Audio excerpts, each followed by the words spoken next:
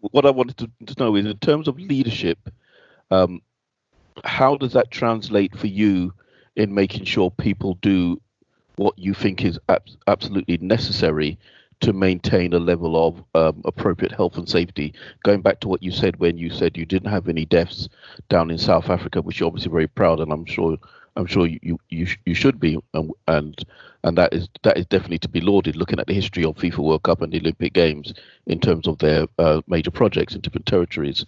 So, how important is leadership for you in regards to health and safety and risk management? Leadership generally is absolutely critical. It's what it's all about, as far as I'm concerned. And the only way that we consistently met with success is because everybody understood what they had to do and how they had to do it.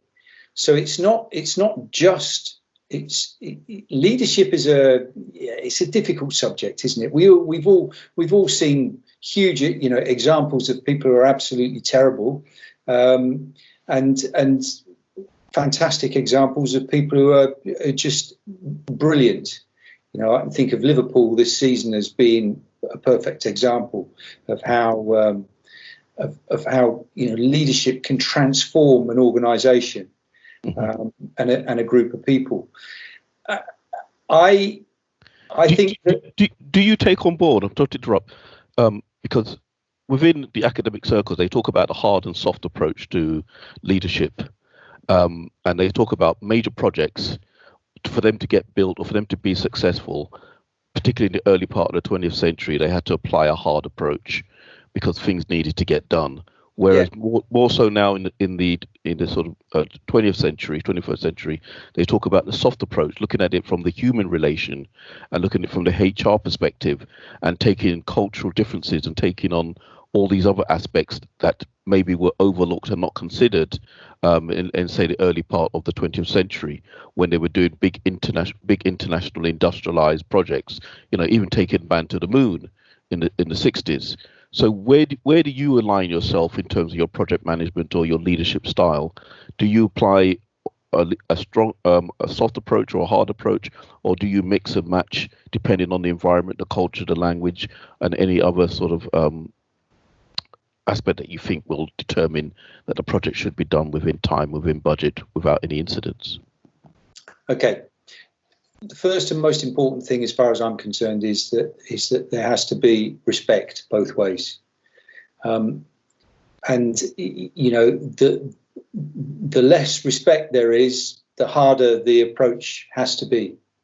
But like all these things, there's not one simple solution. You have to make sure that first of all you select your team carefully, and certainly your leaders and your managers very, very carefully.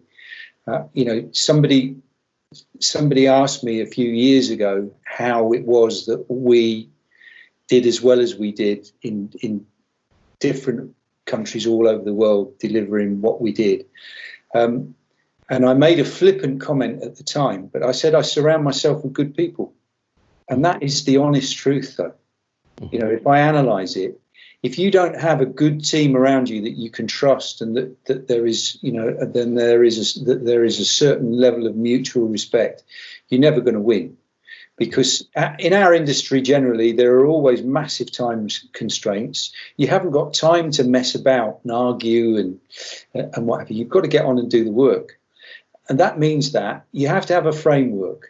And it's not just health and safety, but it's general sort of rules and procedures that allow people to get on, use a bit of common sense, and get the work done at the end of the day. But you have to have some rules in order for people to understand where the boundaries are. Mm-hmm. So pick a good team. Make sure that spans of control are good. One of the biggest challenges that I had in London was that, probably by 2 weeks before the opening ceremony of the games, I had probably getting on for 650 guys working for me, and in 72 different venues, and I probably had a management team of 25. We were just swamped. It was as simple as that. Yeah. Now there are reasons why we were swamped, but they are health and safety led, as it happens, and it comes down to the application of construction and design management regulations and interpretation and all sorts of things. We haven't got time for it today, but at the end of the day, my teams, knew what they needed to do, and pretty much knew how they were going to do it. I tend to let people get on with it because I simply can't be running around all over the place setting standards. Those standards have to be set on paper, and then guys I trust have to go out there and implement those standards. And that tends to be the way we have worked successfully. You have to trust guys. And in my personal opinion, if you don't have a decent framework in place, then things go to pot. Now, if you put too many rules in place and just look at what does tend to happen at the moment, or can happen at the moment, in terms of the application of CDM regs to event type work, we're always under time pressure. We're always trying to get a job done or get on to the next job or whatever it happens to be, because our season's very, very short and we've got a short window to make money in. Oh my God, did I say all that? Because they're all the reasons that, when you're standing in front of a board of inquiry explaining why somebody's been seriously injured, there are no excuses at all. But they tend to be the kind of thing that motivates our industry generally. So what we've had to do is adapt. And I think, when I look at the way the industry works now compared to when I first was closely involved back in 1996, there's just no comparison. Absolutely no comparison. So we've put systems and procedures in place. We've played for years and years with method statements and risk assessments and that kind of thing. But actually, they start to mean something nowadays. There's been a lot of good. You turn up on site and there's welfare arrangements in place for people to be able to sit out of the rain and eat their lunch, to be able to wash their hands, to go to the loo, that kind of thing. 20 years ago, those things didn't really sort of happen. You went to the petrol station for a sandwich at lunchtime, and you had a wee while you were there. That kind of thing. Whereas now we've certainly refined the way we operate. We take significant notice of the local environment that we work in.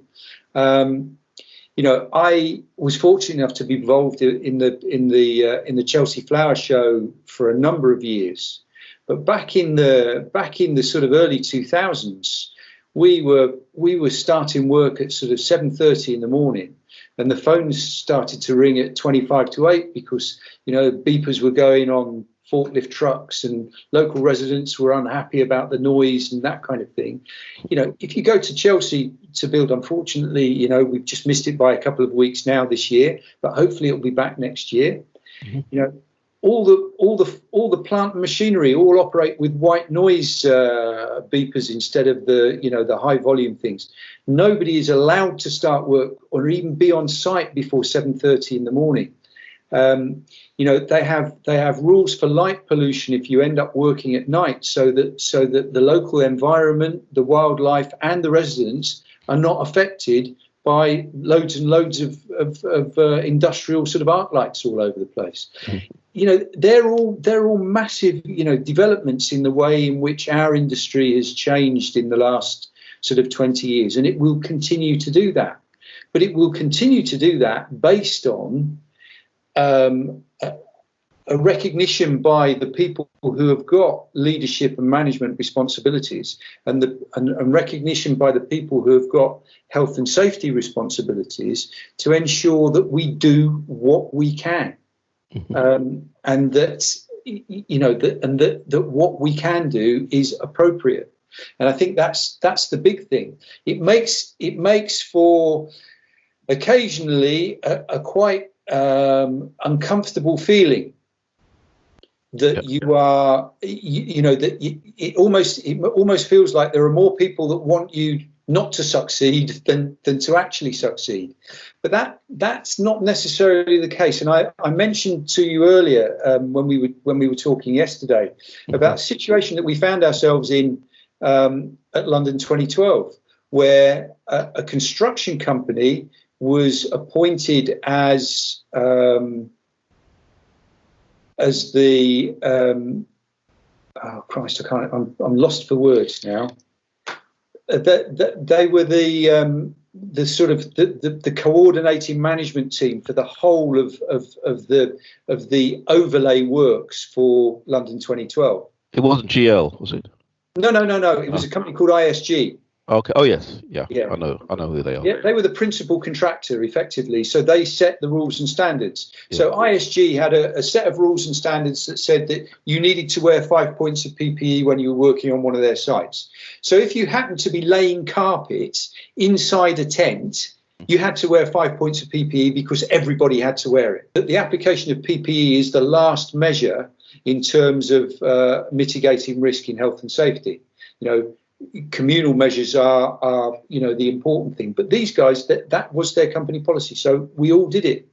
We all, it was one of the worst summers on record, but when the sun did shine, we weren't allowed to wear shorts because it was scary and dangerous, and we weren't allowed to roll our sleeves up because it was scary and dangerous. So what were those people who were imposing those rules thinking about the well-being of the people that were working for them? Not a lot, I would suggest, because all they were interested in was minimising risk and not thinking about the wider picture about the welfare of their staff. Now, we naturally use ladders and have guys whipping up and down ladders all the time, putting in bits and pieces of structures and building grandstands and goodness knows what. We got told you can't use ladders. A standard ladder can no longer be used. You have to use a pulpit ladder, which comes with a sort of a system whereby it doesn't lean against the structure, and when you get up in the top, you're in a sort of in a pulpit, and it was becoming really, really quite ridiculous. Anyway, on one particular occasion, we were building the grandstand for the hockey venue. Mm-hmm. Which was there were 21,000 grandstand seats, and it was all temporary. And somebody one day drove past, looked at the scaffolding, and thought, "That all looks a bit thin." And so there's this massive witch hunt. Somebody phones the HSE and says, "We think that the scaffolding for the hockey venue is not really very good." And so all work stops, and loads of people come, and they all have a look at it, and people and ah and what have you, and eventually agree that actually it's fine. Okay, so we could carry on with our work. But that was my first direct dealing with the HSE at London 2012. I subsequently used them on a number of occasions. We all call them the enforcing authority, but they're there to give advice and guidance as well. Some of the best advice and guidance and assistance in getting rid of ridiculous rules came from the health and safety executive. So it's a point that's worth bearing in mind. They're not all about sneaking around, event and construction sites, finding people doing things that they shouldn't be doing. They're also about giving help. Yes. Just to have the guts to pick up the phone and talk to somebody and ask for that help and guidance. So if you could quickly just give a sort of précis in terms of how you communicate this information, because obviously, like you said previously, there's a reliance to work with different enforcement authorities, such as the HSE. But when you're on site, or any other person in their sector is on site, the law says there are certain things that you have to do in terms of health and safety and how you communicate it, be it through a risk assessment, a method statement, an induction, a health and safety briefing. Is this consistently communicated to your, let's say, workers wherever you are in any part of the world, or do you change and adapt the way in which you communicate this basic information to make sure people, before they start work, they understand the rules, the regulation, the guidance, the governance, and that's communicated to them in a way that they do understand that? I think it percolates down from the management team, and I think that one thing that you always need to do is spend a certain amount of time preparing. Because we hopped around all over the place. I can think, coming off the back of almost 2 years in South Africa in 2009, 2010, finished there in September, went to Qatar in October, left there on a Saturday in March and started in London on a Monday morning. 3 very, very different environments in which to work. The only way my team can move around the world and sort of continue to do what they do in a professional way is that if you have a system in place and you pretty much take that system with you to every single country that you go to, Yep. you have to modify to one way or the other. There just to adapt to local sort of custom and practice. But generally speaking, we had a setup that allowed us to just move from one project to the next. Everybody, certainly on the management team, was always closely involved in the development of the next project, because we were all involved in bidding and design and that kind of thing. So we knew what was coming from that perspective. Once we arrived on the ground, you then have that first couple of weeks where you seem like you know absolutely nothing, while you learn about how they do things in the host country that you've gone to, and within a couple of months, it's just normal custom and practice to be doing things the way that you are. So it's always a little bit of a compromise between certainly the processes that we used to apply were pretty much similar wherever you were in the world. We'd always take our own health and safety advisors, for example.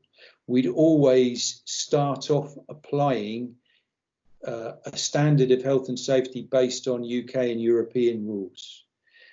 Then if we needed to change them in order to accommodate more stringent local rules, so be it. But quite honestly, most of the time, it was an educational process with us teaching local companies and their staff to work to our standards. And that's very, very challenging. I've still got it going on in Saudi Arabia at the moment. I've got guys working over 30 meters up in the air in man lifts at the moment. And we have a simple rule that every single tool that's used in the man lift is tethered. Yeah. Last week, somebody dropped a hammer. Oof. Fortunately, it missed everybody when it hit the ground. But there was no way that if the rules had been applied, that hammer would have not been tethered. Yeah. So that's a little example of the kind of thing. Now, we got over there and we spent a significant amount of time inducting the people that were working for us, explaining to them how we wanted the work done, the kind of standards that we had for professionalism, for health and safety, for the quality of the work that was being completed. All those things have to be done, but you do end up being a bit like a school teacher, and you have to keep pounding away and making sure that that things are done the way you want them to. For goodness sake, we got there. We had, I think, 202 guys working as installers, and I think half a dozen of them had any kind of recognition of competence to operate a man lift. I think last night on site we had 27 cranes and 42 man lifts all in operation at the same time. Can you imagine what a mess that would have been if we'd have just said, okay, well, you must be able to do it, and if you can't, we'll soon identify the fact. What we had to do was run competence training to make sure that every single one of those operators understood the risks involved with working at that kind of height, and being very, very aware of all the other activity that was going on around them. Fingers crossed so far, we've been lucky. And funnily enough, the harder we try, the luckier we get. Excellent. Okay.